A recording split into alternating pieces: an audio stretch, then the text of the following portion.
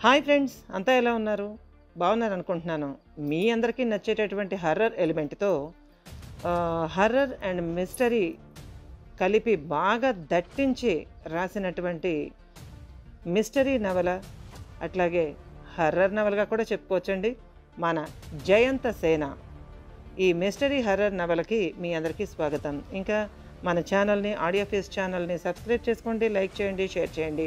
అట్లాగే కామెంట్స్ రూపంలో మీరేమనుకుంటున్నారో తెలియచేయండి. ఇక ఆలస్యం చేయకుండా మనం మెయిన్ స్టోరీలోకి అయితే వెళ్ళిపోదామండి.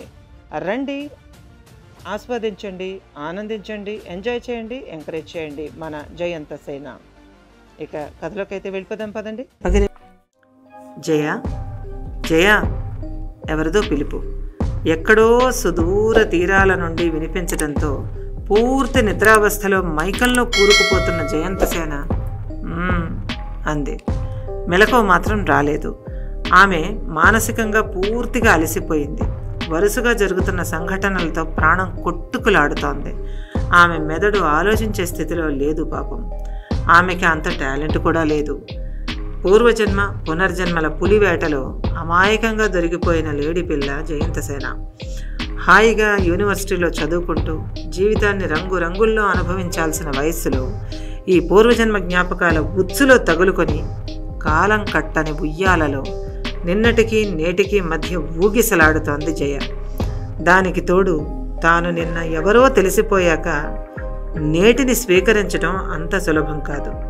అలాగే మర్చిపోవడం కూడా అంత అనుకునేంత పని కాదు పాపం జయంతసేన. జయ ఎవరిదో పిలుపు ఆమె చెవులకు నెమ్మదిగా సోకింది. చిరపరిచితమైనట్లున్న గొంతు ఎక్కడో సుదూరాలకి సోకినట్టుగా ఉంది.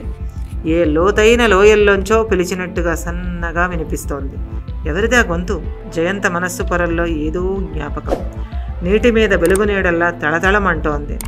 మెలకువలోకి రామ్మ నెమ్మదిగా సుస్పష్టమైన ఆదేశం. కళ్ళు తెరవబోయింది. అంత వెంటనే సాధ్యపడలేదు. బలంగా ఏదో పెట్టి అతికించినట్టుగా మత్తు పొరల్లో మూసుకుపోతున్నాయి కళ్ళు. గొంతు కదిలించబోయింది. మెల్లగా స్వరపేటిక కదిలింది. ఒక్కో అక్షరం జత కూడి పదాలుగా మారి జయ పెదాలపై ఒదిగాయి. కోమల కంఠస్వరం అత్యంత నీరసంగా నేనెక్కడున్నానో గొణిగింది.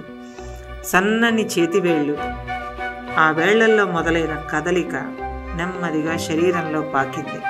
మొదట చేతులు, పాదాలు, వేళ్ళు, ఇలా జయంత శరీరం కదలడానికి ప్రయత్నం చేస్తోంది. ఎంతో అందమైన జయంతసేన ఈ 25 రోజుల్లోనే బాగా చిక్కిపోయి కళ్ళ కింద వలయాలు ఏర్పడి నీరసంగా కనిపిస్తోంది. తటాలను చూస్తే పోల్చుకోలేనట్టుగా పీక్కుపోయింది పాపం. ఎవరిదో చల్లని మృదువైన హస్తం ఆమె నుదుటి మీద పడింది. జయంత లేమ్మా అన్న మాటలు మంత్రాల్లా ఆమె చెవులకు చేరాయి. ఆ చేతి స్పర్శతో ఆమె శరీరాన్ని ఆవరించిన నీరసం, మత్తు, నిస్సత్తువ, బాధ మెల్లమెల్లగా వదిలిపోసాగాయి. శరీరంలో కొత్త శక్తి చేరసాగింది. మెల్లగా కళ్ళు తెరిచింది. వాడిపోయిన కలువరేకులు విడివడినట్టుగా తెరుచుకున్నాయి అందమైన జయంతసేన కళ్ళు. ఎదట దృశ్యం సరిగ్గా కనిపించలేదు. చీకటి వెలుతురుల మధ్య గజిబిజిగా ఉన్న తెర మీద గీతల్లా ఉందా దృశ్యం. ఆ మాత్రపు శ్రమకే అలసిపోయినట్టుగా ఉంది. అంత అలసిపోయింది జయంతసేన. కళ్ళు తెరిచి చూడు, మళ్ళీ చీకటి లోకాలకు మరలకు తల్లి వినిపించింది అదే గొంతు. మరోసారి జయంత కడుపు మీద నాభి ప్రాంతంలో తట్టింది ఆ హస్తం. శరీరంలో మైల్డ్ షాక్స్ లాగా తగిలి చురుక్కున ఏదో పాకినట్టయింది. బుద్ధి జాగృతమైంది. శరీరంలో కొత్త శక్తి పుంజుకున్నట్టుగా అనిపించసాగింది. పూర్తిగా స్పృహలోకి వచ్చింది జయంతసేన. అద్దం మీద పేరుకున్న ఆవిరి మబ్బుని చేత్తో తుడిచేసినట్టుగా దృశ్యం స్పష్టమైంది. కాస్త చీకటి ఆవరించిన ఆ గదిలో మెత్తటి చోట పడుకోబెట్టబడి ఉంది జయంత. లేచి కూర్చుంది. ఆమెకు మొత్తం అయోమయంగా ఉంది. డాడీ పిలిచింది. ఎవ్వరూ పలకలేదు. ఎదురుగా ఓ స్త్రీ కూర్చుని ఆమెనే చూస్తోంది. ఆ చీకటి వెలుగు కాని చోట అలా కూర్చున్న స్త్రీని చూడగానే భయంతో అరవబోయింది జయంత. జయంత భయపడకు, నీకేమీ కాలేదు. కళ్ళు చీకటికి అలవాటు పడ్డాయి. అక్కడ రాతిగచ్చు మీద పచ్చటి ఏవో ఆకులు పరిచిన చోట ఉంది తాను. ఎదురుగా ఓ స్త్రీ, కాషాయ వస్త్రాలు, జడలు కడుతున్న జుట్టు, చేతికి మెడలోకి రుద్రాక్షమాలలు, ప్రకాశవంతమైన ముఖం, ఎవరో సాధువులా ఉంది. జయంత గోడకి దగ్గరగా జరిగిపోతూ నోరు పొడారిపోతుండగా అడిగింది. ఎవరు మీరు? డాడీ ఎక్కడా? ఆమె దయగా చూస్తూ, జయంత, నువ్వు దుష్టశక్తి చేతికి చిక్కి ఇక్కడికి తేబడినావు. నీ తండ్రి తదితరులు ఆ గెస్ట్ హౌస్లోనే ఉన్నారు. నీకేమీ కాలేదు. నెమ్మదిపడు. గురుమాత ఆదేశానుసారము నిన్ను రక్షించుటకై వచ్చినాను. నా పేరు శివాని అన్నదా యోగిని. అప్రయత్నంగా చేతులు జోడించింది జయంత. ఆ చేతులు వణుకుతున్నాయి. మరి విద్య ఎక్కడ అన్నది. ఆవిడ నిట్టూర్చి, కాలము మాయాజాలములో మీరందరూ చిక్కినారు. త్వరపడకు బాల, అన్నీ సర్దుకున్న సమయము త్వరలోనే రానున్నది. గురుమాత ఆదేశము నెరవేర్చినాను. నీవి ఫలములు తిని సేద తీరు.